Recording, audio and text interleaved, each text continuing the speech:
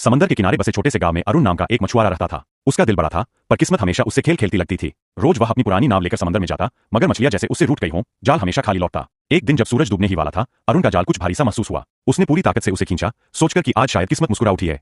पर जब जाल पानी से बाहर आया तो उसमें न मछली थी, न कोई खजाना, बल्कि एक जलपरी थी। उसकी पूंछ मोती जैसी चमक रही थी और बालों में समंदर की लहरें उलझी हुई थीं। अरुण डर गया, मगर जलपरी मुस्कुराई। उसने कहा, डर मत, मैं तुम्हें नुकसान नहीं पहुंचाऊंगी। मेरा नाम नीरा है।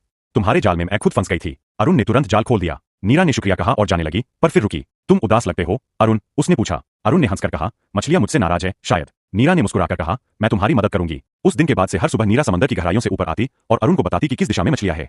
धीरे धीरे अरुण की नाव हमेशा भरी हुई लौटने लगी। गांव वाले कहते, अरुण पर समंदर की देवी मेहरबान हो गई है। पर असली बात किसी को नहीं पता थी कि वह मेहरबानी नहीं, दोस्ती थी। वक्त बीतता गया। अरुण और नीरा घंटों बातें करते, इंसानों की दुनिया और समंदर की दुनिया के किस्से सुनते सुनाते। नीरा ने अरुण को सीपियों से संगीत बनाना सिखाया और अरुण ने नीरा को सितारे पहचाना। एक दिन नीरा बोली, अरुण, अगर कभी मैं वापस ना सकूं तो क्या तुम मुझे याद रखोगे?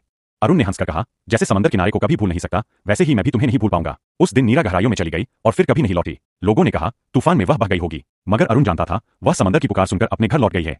हर शाम जब लहरें किनारे से टकराती, अरुण सीपियों का बना बांसुरी बजाता और कहते हैं, जब वह सुर हवा में तैरता तो लहरें नाचने लगती, जैसे कोई पुरानी दोस्त मुस्कुरा रही हो।